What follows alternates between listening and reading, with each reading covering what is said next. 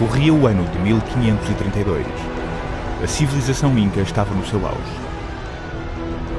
Tornara-se em menos de um século a maior potência das Américas. Tinha então acabado de sair de uma sangrenta guerra civil.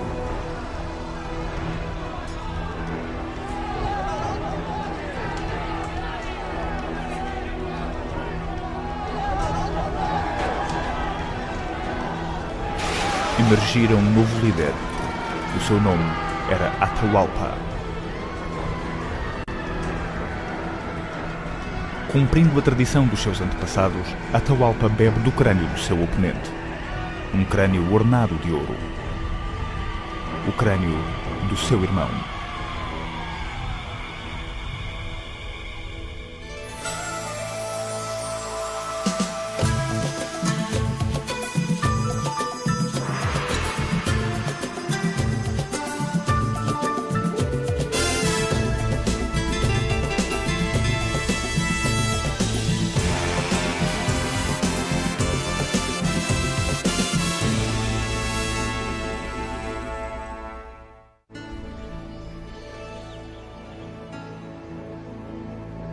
Atahualpa e os Incas prosperaram numa região dura e violenta, onde poucos conseguiriam sobreviver. Abanada por terremotos e vulcões, alguns dos seus pontos mais altos têm o ar tão rarefeito que quem os visita mal consegue respirar. Os seus desertos costeiros, de tão secos, transformavam homens em múmias. Contra todas as probabilidades, os Incas distinguiram-se de uma vasta linha de civilizações que aqui sobreviveram durante séculos. Civilizações como Tiwanaku e Moche, Paracas e Nazca, Icachinca, Chancay e Chimu, os misteriosos antepassados dos Incas. Alguns construíram grandes cidades que estão hoje desaparecidas na lama. Ou escreviam histórias no pano que envolvia os seus mortos. Alguns homenageavam os antepassados, venerando as suas múmias. Outros são lembrados pelos seus tesouros exóticos. Outros ainda por segredos antigos, imagens tenebrosas esboçadas no chão do deserto. Mas a mais conhecida de todas, a civilização Inca, não duraria mais de 100 anos. Pouco depois de Atahualpa ter atingido o poder, um pequeno mas bem armado exército de espanhóis invadiria o seu território, ameaçando tudo aquilo que os Incas haviam construído.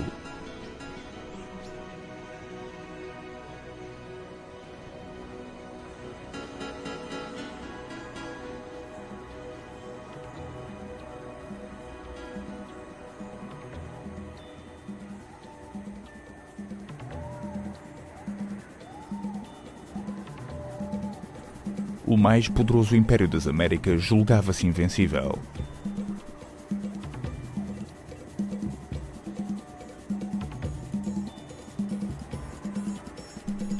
O seu reino rivalizava em tamanho com o Império Romano. A sua rede viária, se estendida, daria meia volta à Terra. Tinha uma enorme força de combate, com experiência no campo de batalha. Com gênio para a engenharia, domaram algumas das regiões mais duras da Terra.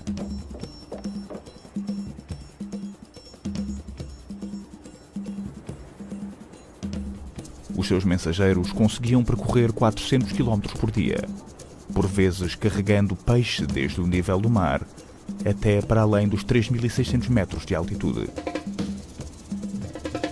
Adoravam muitos deuses, mas acreditavam que o Sol, chamado Inti, era o seu pai espiritual.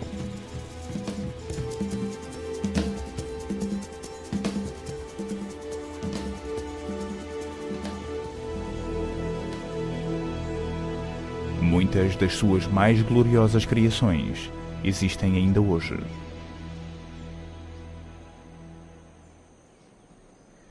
Esta magnífica cidade é um dos grandes mistérios deixados pelos Incas. Durante séculos permaneceu oculta ao mundo exterior. O seu propósito é desconhecido, até pelos seus descendentes. é chamada Machu Picchu.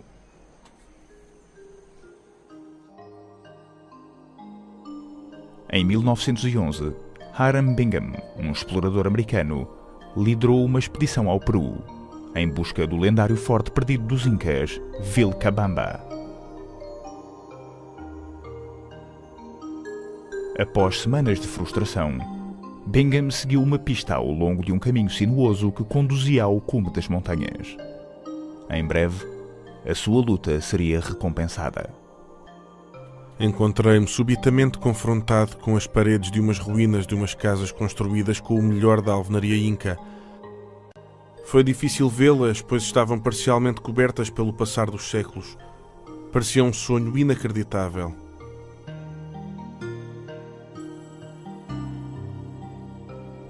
Durante 400 anos, Machu Picchu permaneceu em silêncio no topo do mundo.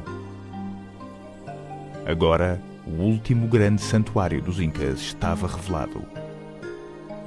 Desconhecido pelos conquistadores durante séculos, esta cidade no céu personifica todos os mistérios das grandes culturas que vieram antes dele. De todas as grandes civilizações da antiguidade, a civilização Inca e os seus predecessores tiveram que dominar os extremos globais e as condições ambientais. E com isto vinha um sistema organizacional de vida, de sociedade, de economia e de religião que era absolutamente maravilhoso. Se conseguirmos perceber a mentalidade destes indivíduos, aquilo que lhes possibilitou sobreviver e prosperar, teremos a chave para os verdadeiros mestres da maior civilização das Américas. E esse é o mistério que temos estado a tentar resolver.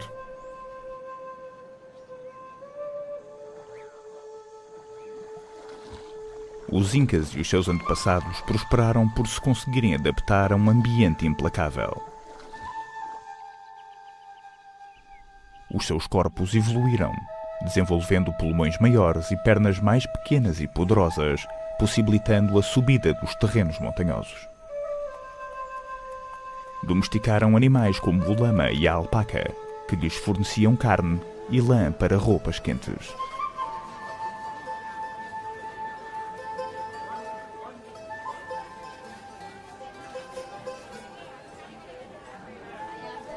Mas o mais importante terá sido a cultivação de uma vasta rede de terrenos agrícolas que prosperariam em diversos ambientes da região.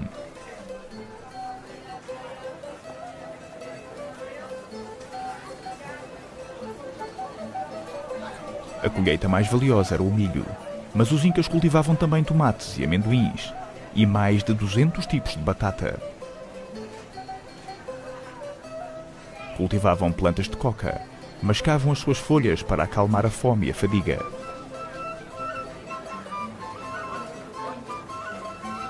Sobreviveram aqui geração após geração, cada uma construindo sobre os sucessos anteriores, aprendendo com os erros daqueles que os precederam.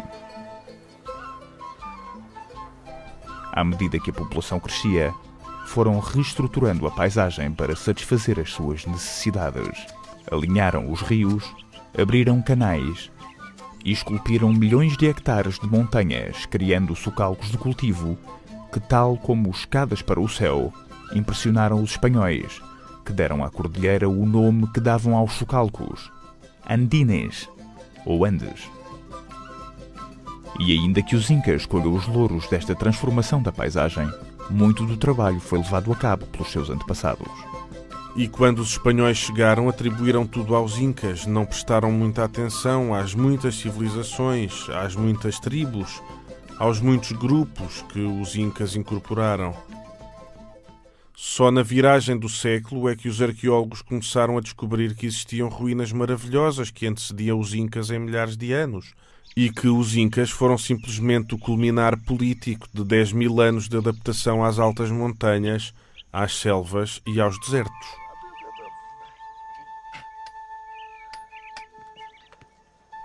Estas culturas eram tão variadas quanto as regiões de onde proliferavam, mas cada uma delas teve de dominar alguns dos territórios mais hostis e algumas das mais duras condições atmosféricas da Terra. A leste, a Amazónia, a maior floresta tropical do mundo. A oeste, a caminho do Pacífico, o mais seco deserto do planeta, a terra dos Nazca, dos Paracas e dos Moche. No meio, a espinha rochosa dos Andes, a mais longa cordilheira montanhosa do mundo e a segunda mais alta depois dos Himalaias. Esta é a terra natal dos Incas. A terra onde este povo prosperou, contrariando a constante fúria dos vulcões e terremotos que destroçavam as suas cidades e destruíam os canais que constituíam o seu suporte vital. Se a paisagem abanasse, forçosamente aquele sistema de canais desmoronava-se e levava muito tempo a reconstruir.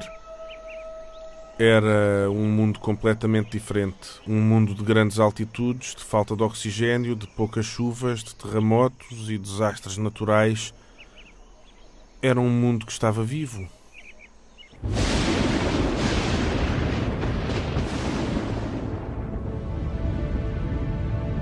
Os Incas e os seus antepassados viviam espantados com o poder da natureza. Para além de Inti, o deus Sol, veneravam as montanhas, a terra, os relâmpagos e a lua. O seu panteão expandia-se a cada novo povo que conquistavam, tomando novos ídolos e novos espíritos como seus. Mas todos os povos veneravam em uníssono um Criador universal, chamado Viracocha. Não tendo os Incas deixado nenhum registro escrito, conhecemos os seus deuses tal como conhecemos muito da vida índia, através das crónicas espanholas. Pedro de Cieza de León chegou em 1535. Os índios dizem que há muito tempo atrás o mundo era escuridão, e então emergiu da ilha do Titicaca o sol, no seu esplendor.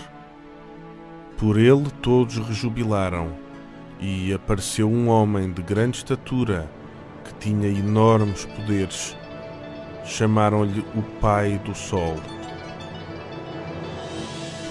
Tal como Viracocha era o pai do Sol, cada líder Inca era filho do Sol. E em 1532, esse líder era Atahualpa. Ele e o seu povo foram mestres do seu mundo. Nos seus aposentos reais em Pisac existia um templo em homenagem ao deus Sol, Inti. E ainda que este fosse um lugar sagrado, uma fortaleza protegia o imperador, a sua corte e os abastados terrenos agrícolas nos socalcos circundantes. Com um amplo domínio visual do vale, Pisac terá sido concebida com o intuito de se proteger das tribos amazónicas vindas de leste. Mas em breve, um novo inimigo surgiria. Um inimigo em busca de ouro, armado com o seu próprio Deus e com poderosas novas armas. Um inimigo que iria ameaçar destruir tudo aquilo que os Incas haviam criado.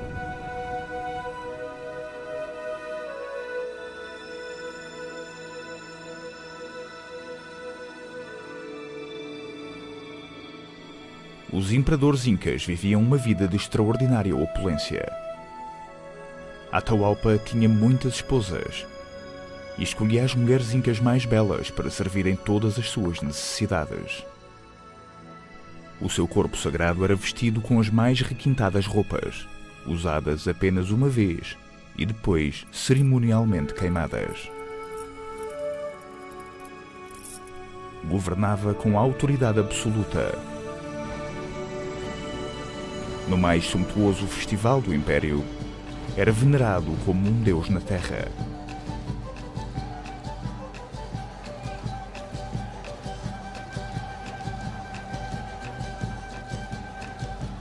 Tem ainda hoje lugar no solstício de inverno em Cusco, a capital inca. O festival de Inti Raymi celebra o sol e todas as suas abundantes ofertas.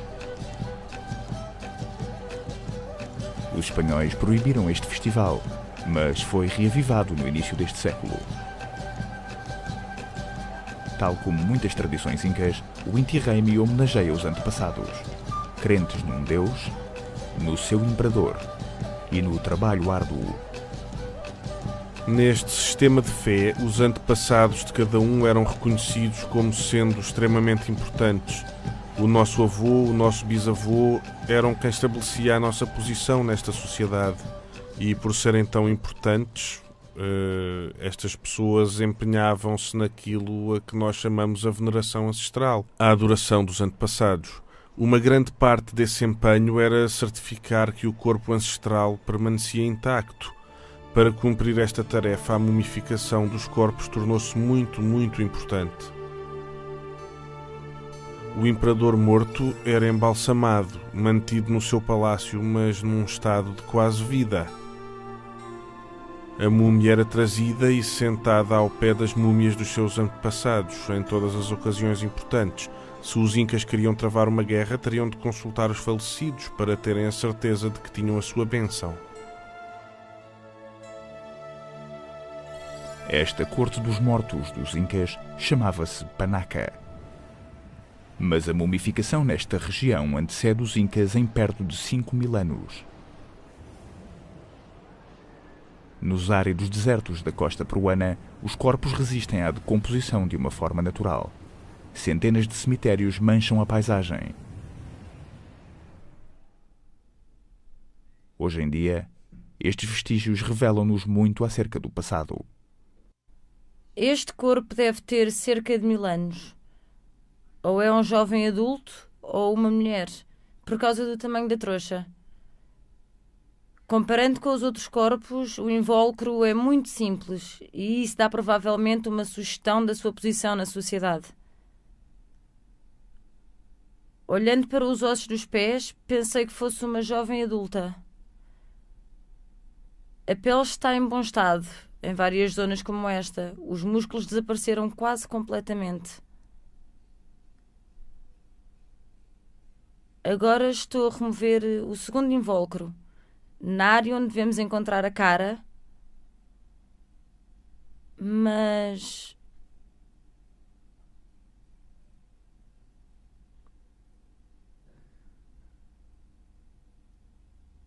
o cabelo está ali. É um penteado que inclui tranças.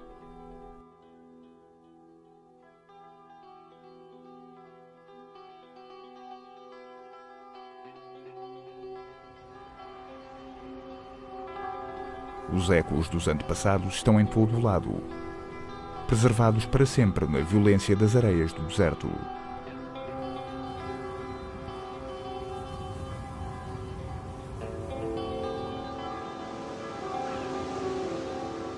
Apesar da dureza destes ermos costeiros, civilizações avançadas prosperaram aqui.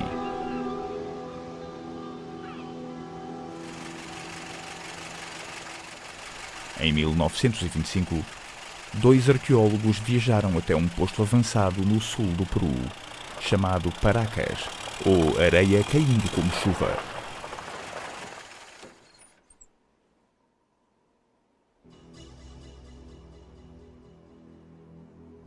Chegaram atraídos por boatos de um grande cemitério no deserto.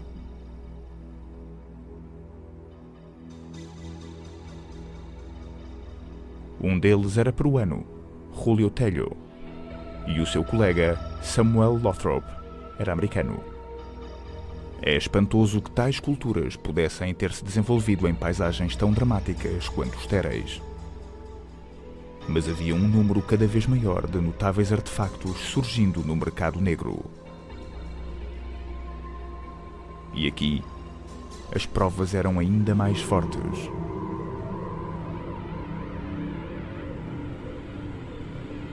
Tello e Lothrop tinham descoberto vestígios de uma civilização pouco conhecida.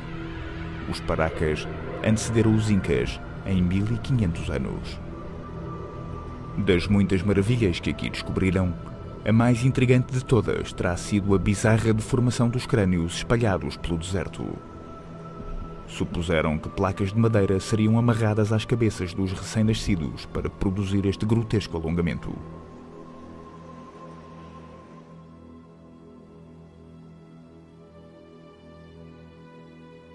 A deformação dos crânios começava quando a criança nascia e continuava até aos 3, 4 anos de idade.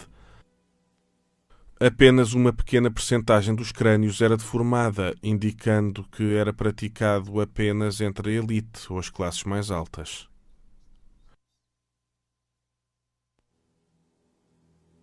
Mais notáveis ainda eram os crânios esburacados, perfurados ou cortados, um procedimento aparentemente vulgar nesta cultura. Este procedimento era inicialmente uma forma de cirurgia para crânios fraturados, mas mais tarde passou a ser feito em rituais, para permitir que a malignidade ou as doenças saíssem. Notavelmente, sabemos que 60% das pessoas que sofreram esta intervenção sobreviveram. Sabemos que alguns sobreviveram porque muitos dos crânios afetados mostram sinais de cicatrização. Ao paciente era administrada a chicha, uma fortíssima bebida alcoólica que o ajudava a descontrair, enquanto o cirurgião se aplicava com instrumentos de cobre e bronze. Algumas das operações implicavam uma série de cortes no crânio. Outras consistiam apenas de uma perfuração circular que permitisse a extração de um pedaço de osso. Séculos antes da chegada da ciência moderna, estes antepassados dos Incas faziam milagres médicos. Mas uma explicação completa para esta bizarra operação permanece envolta em mistério.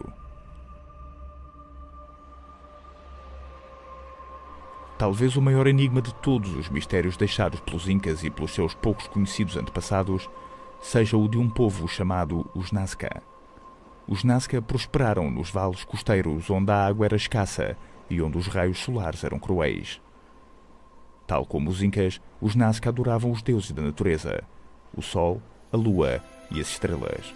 No deserto desenharam uma série de linhas e símbolos que são ainda hoje intrigantes. No seu entendimento, estes ermos podiam muito bem ser catedrais para orações sagradas, um calendário celestial para marcar os ciclos sazonais, ou, há quem diga, uma tela gigante para mensagens dirigidas a ancestrais viajantes do espaço ou criaturas de outros mundos. Podemos nunca vir a saber. Tudo o que resta dos Nazca são estes enigmas gigantes nas areias do deserto. Mistérios que deixam os cientistas perplexos e que geram uma controvérsia que abrange a ficção científica. São conhecidas como as linhas de Nazca, prolongando-se por mais de 200 km² no deserto. Algumas simbolizam animais. Este pássaro tem cerca de 140 metros de comprimento. Outros são simples linhas retas que continuam por quilómetros a fio. Embora se consigam ver claramente do céu, no chão são praticamente invisíveis. Ao longo de mais de 1000 anos, permaneceram desconhecidas do mundo exterior. Até que, na década de 1920, os pilotos de aviação começaram a comentar as faixas pré-históricas.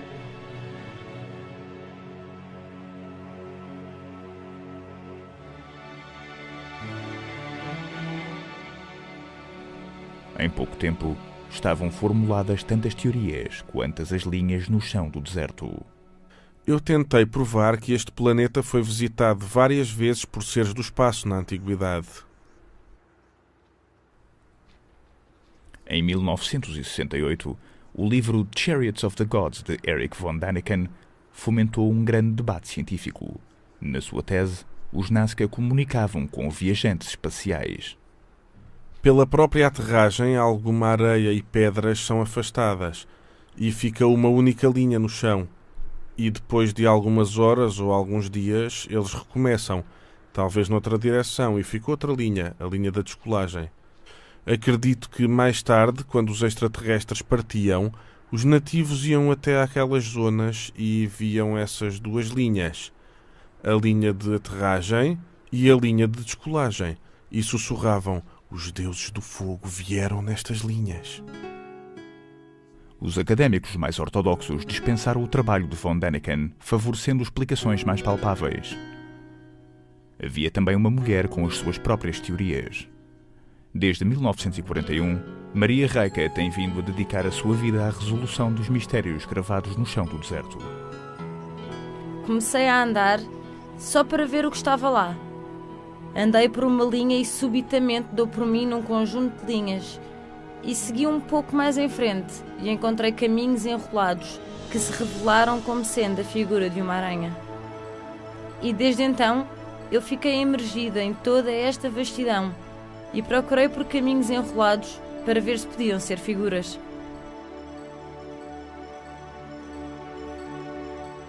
Reika passou anos a medir cuidadosamente as linhas e a conjecturar a sua relação com os movimentos do Sol, da Lua e das estrelas.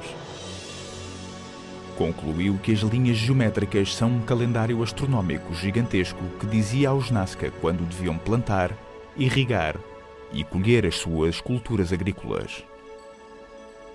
Embora a sua ciência seja segura, alguns creem que lhe escapou uma questão importante. De certa forma, negligenciou a parte antropológica. Não teve em conta o aspecto de quem fez aquelas linhas. As provas implicam que, se muitas pessoas trabalharam nestas centenas de linhas, as mesmas deviam ter uma importância cerimonial. Era uma espécie de estrada ritual que conduzia as pessoas para centros importantes. É provável que estas linhas fossem locais onde danças e rituais eram levados a cabo. Esta é a peregrinação anual ao Santuário Andino de Koilur Riti. Todos os anos, os crentes das aldeias de vários pontos da região seguem por caminhos ancestrais para homenagear os deuses que residem no cume das montanhas. Na catarse da cerimónia, os índios formam linhas humanas gigantes, avistando os picos circundantes, orando com os seus deuses.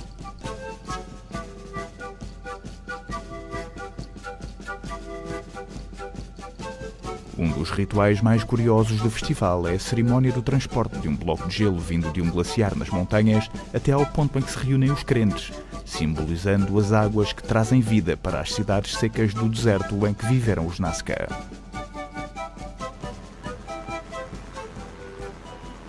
O relacionamento misterioso entre as linhas e a água fascinou muita gente. Eduardo Herran, um fotógrafo, acredita que as linhas foram feitas para guiar os pássaros, cuja chegada anunciava o aproximar das chuvas. O povo de Nazca precisava de água e é possível que tenha feito as linhas para que os condores as pudessem ver. Quando os condores voavam por cima das linhas, anunciavam que as chuvas dos Andes estavam a caminho, que a água vinha a caminho, e isso era muito importante para os Nazca. Durante estes últimos anos, identificámos perto de 300 desenhos novos. É importante ter a noção de que as linhas Nazca são um monumento único, que não existe em mais lugar nenhum do mundo. Hoje em dia é fácil maravilharmos-nos com as linhas, vendo-as do ar. Mas será que os antigos Nazca tinham também a possibilidade de voar? Em 1975, o explorador Jim Woodman e o balonista Julian Knott tentaram provar que sim, construindo um balão de ar quente usando apenas materiais que no passado estariam também disponíveis. Usaram canas para o cesto e pano de algodão para o balão. Canalizaram calor de um fosso de fogo e levantaram voo, voando por cima do deserto durante 2 gloriosos minutos.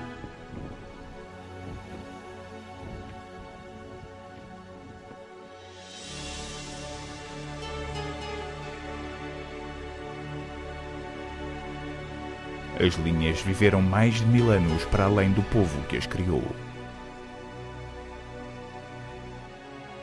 Sobrevivendo a terremotos, secas e dilúvios. Caracterizando a resistência das culturas andinas face aos poderes arrebatadores da natureza.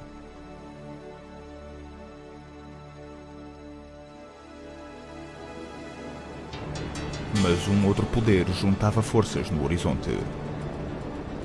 Um poder que nem os Nazca, nem os Incas poderiam ter previsto. Uma força que seria tão estranha para Atahualpa como seria um homem vindo do espaço.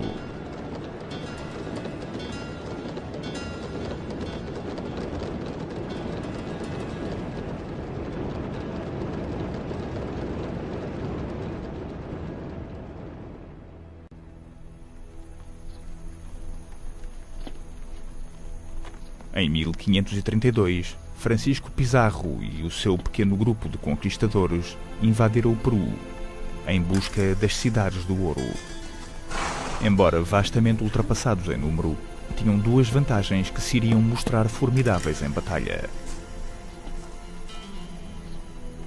As armas de fogo, que embora não muito precisas e lentas a carregar, devastaram um exército índio acostumado a combater corpo a corpo, e os cavalos, coisa que nunca antes na América tinha sido vista. Um cronista do século XVI escreveu: Os índios estavam aterrorizados com a fúria das investidas dos cavalos. Não se atreviam a aparecer em campo aberto. Assim, 10 cavalos podiam dispersar 1000 índios.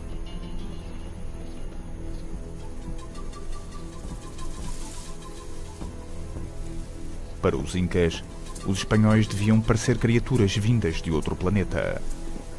As suas armaduras e as suas estranhas bestas de 4 patas conduziam a uma mistura de medo e descrença.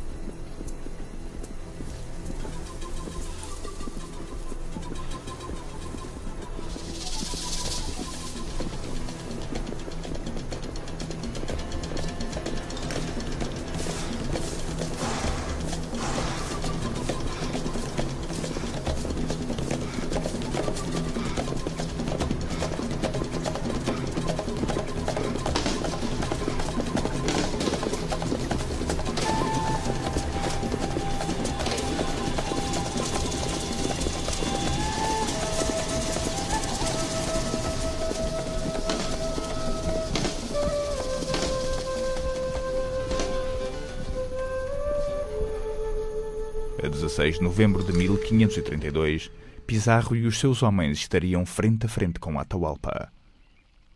O evento foi recriado no filme de cinema A Real Caçada ao Sol. Os espanhóis eram apenas 168. Os Incas tinham mais de 80.000 guerreiros acampados no local. Mas Atahualpa e a sua entourage de milhares vieram desarmados. Não faziam ideia de que os espanhóis iriam lutar. O seu plano era capturar os cavalos para procriação. Ao sinal, as tropas de Pizarro atacaram.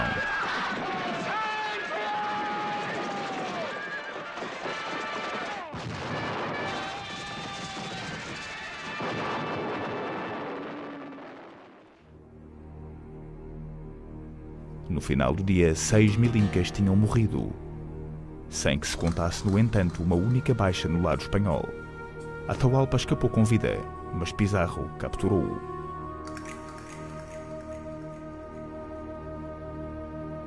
Para ganhar a sua liberdade, Atahualpa propôs um resgate sensacional. Fixou um ponto elevado na parede da sua cela e garantiu atingi-lo com ouro. A câmara tinha aproximadamente 7 metros de profundidade e 5 metros de largura. Pizarro duvidou que fosse possível, mas deu a Atahualpa 2 meses para cumprir a sua promessa. Todos os cantos do Império foram limpos dos seus tesouros, alguns com séculos de história. Muitos deles foram capturados pelos Incas à medida que o seu império crescia.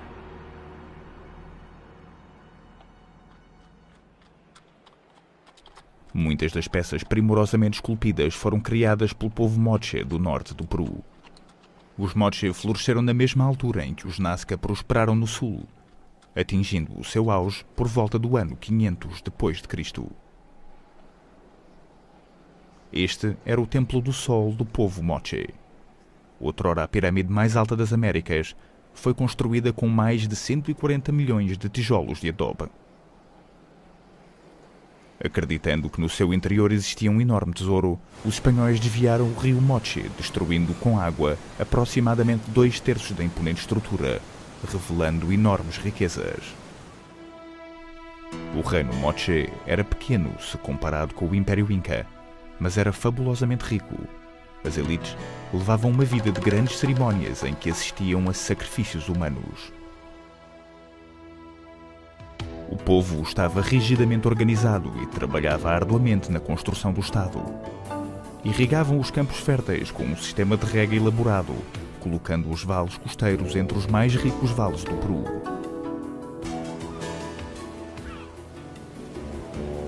E alcançaram o prémio do Oceano Pacífico.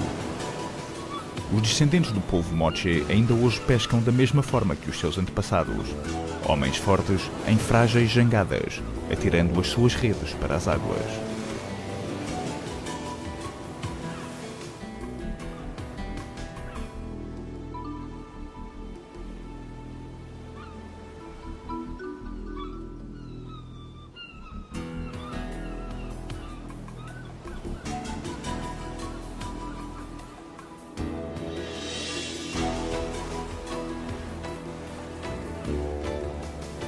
Os governantes Moche sustentavam uma extraordinária classe de artesãos e uma religião extremamente organizada. As imagens nas paredes dos seus templos e nos potes de cerâmica sugerem uma vida para a nobreza recheada de rituais enigmáticos e práticas sexuais eróticas.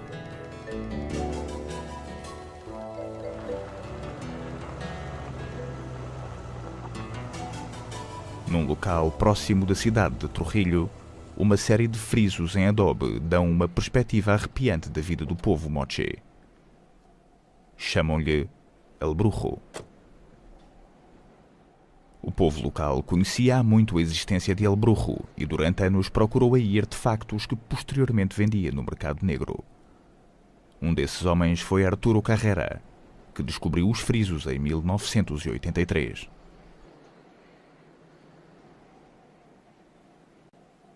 Primeiro descobrimos uma múmia embrulhada e quando a movemos vimos o baixo relevo na fachada. Baixos relevos tão bonitos que nos impressionaram de tal forma que os tapámos com terra e decidimos não contar a ninguém. Eram tão bonitos que tivemos medo que outros viessem cá e os destruíssem. A majestade de uma obra de arte despertou finalmente a consciência de um ladrão. Arturo e os seus amigos partilharam o seu segredo com as autoridades. Hoje em dia trabalha com uma equipa que tenta decifrar os mistérios de El Brujo. Chama-se El Brujo, que é a palavra em espanhol para feiticeiro, porque o templo estava provavelmente ocupado por um poderoso xamã ou por um sacerdote guerreiro, algures no passado. O que vemos neste painel é uma fila de prisioneiros nus amarrados por uma corda à volta do pescoço. Estes prisioneiros quase certamente caminhavam para a sua execução. A quantidade de vestígios de corpos humanos sugere o que realmente acontecia em El Brujo. A grande questão é qual será o verdadeiro significado do sacrifício. O sacrifício em si é um ato consciencioso de matar alguém de uma forma simbólica. É o bem mais precioso que se pode oferecer. De alguma forma, estando este edifício aqui, com todas estas imagens à volta, com toda esta arte, a arte fabulosa do povo do Moche, iremos descobrir a verdadeira relação entre a arte e a realidade. Na iconografia Moche é habitual ver imagens de feitiçaria ou de cura e é interessante ver que ainda hoje se praticam.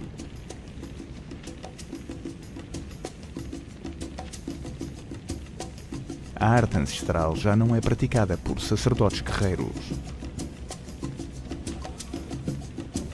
Os seres humanos já não são sacrificados. Atualmente, os curandeiros curam de facto, usando ervas e poções para tratar os males do corpo e magia para afastar as forças malignas que atacam o espírito.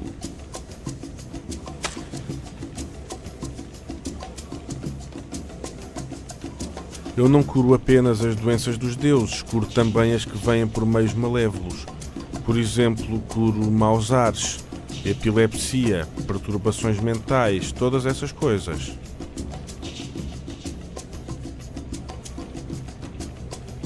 Nas poções dos curandeiros existe um poderoso ingrediente alucinogéneo feito a partir de um cato de São Pedro.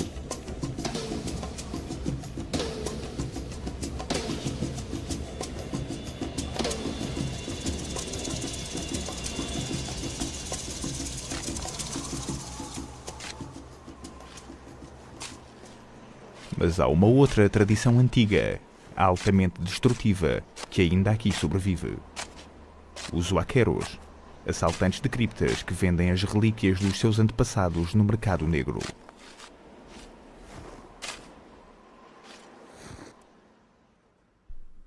Os agricultores pobres do Peru são encorajados a assaltar os túmulos dos seus antepassados pelo crescente mercado negro de artefactos nos Estados Unidos e na Europa.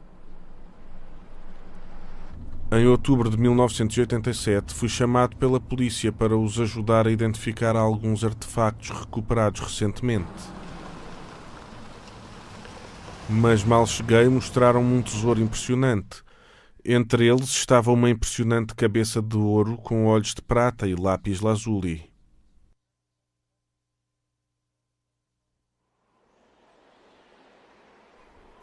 O tesouro veio de um túmulo roubado perto da cidade de Saipan. Quase imediatamente, os locais invadiram o sítio à procura do enorme fosso escavado pelos saqueadores. A polícia chegou no dia a seguir para impor a ordem. Os tesouros pilhados tinham de ser um sinal de uma riqueza maior. Alva e a sua equipa começaram a escavar.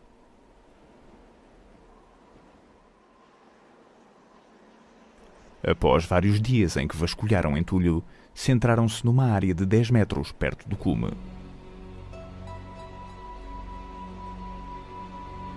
E o que encontraram foi a recompensa que iludira tanto cientistas como ladrões: uma câmara funerária real intacta durante 1500 anos. Foi uma descoberta notável. Pela primeira vez, nós, os arqueólogos, tivemos a oportunidade de documentar o túmulo de um homem importante do Peru. No seu túmulo, sentimos que não estávamos sós. Sentimos que havia uma presença espiritual profunda. Estávamos a ressuscitar um símbolo do seu longo descanso de 1500 anos. Decidimos chamar-lhe o Lorde de Saipan.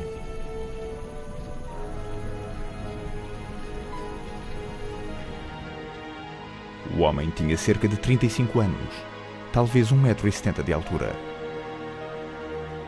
Estava rodeado de homens, de mulheres e até mesmo de um cão. Sem dúvida, os seus companheiros em vida. E para o seu túmulo levou uma imensidão de surpreendentes riquezas.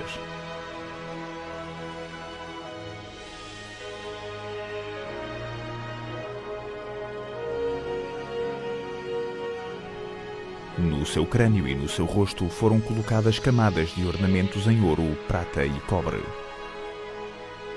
Usava brincos de ouro e turquesas, com uma miniatura de um guerreiro em vestes de batalha no centro.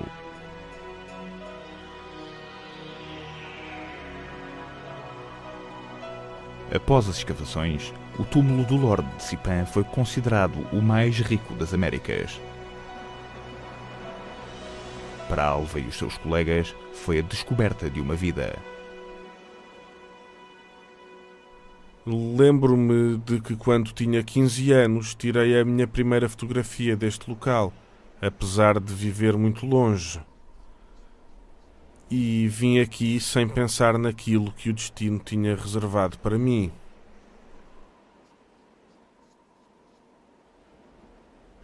Quando descobri o túmulo, foi o realizar de um sonho pessoal, tal como uma concretização profissional, que era mostrar aos peruanos que a arqueologia está viva e que nós temos de recuperar as raízes da nação peruana e que os peruanos devem sentir-se orgulhosos do seu extraordinário passado.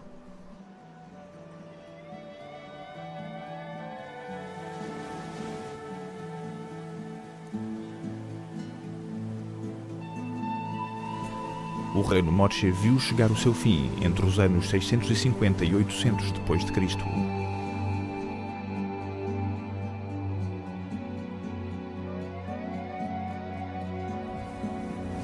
A combinação dos terremotos e das secas provavelmente transformou os seus terrenos de cultivo de novo em deserto.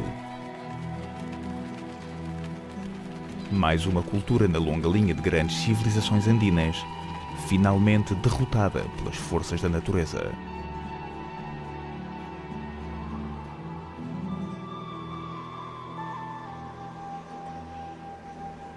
Para os Incas, o fim do Império chegou de forma diferente.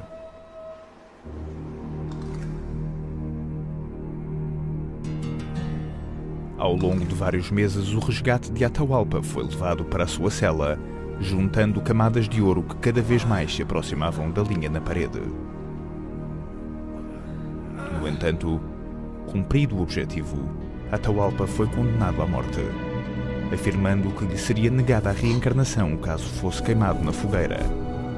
Atahualpa foi então amarrado a uma cadeira e sufocado até à morte. O seu tesouro foi derretido para alimentar as fortunas dos reis de Espanha.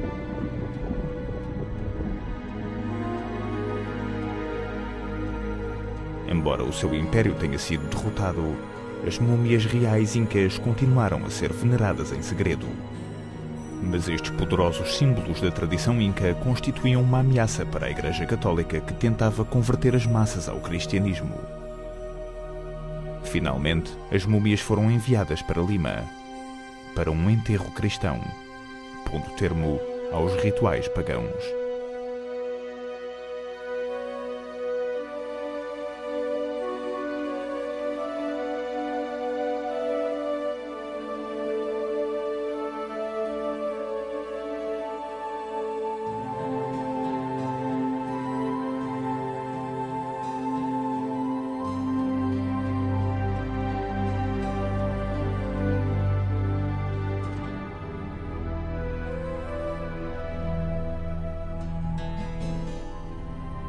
Um cronista do século XVI, Garcilaso de la Vega, descreveu a sua partida de Cusco. Elas estavam embrulhadas em lençóis brancos. Os índios ajoelharam-se fazendo vénias, lavados em lágrimas vendo-as passar. Os espanhóis descobriram também as cabeças, pois estes eram corpos reais.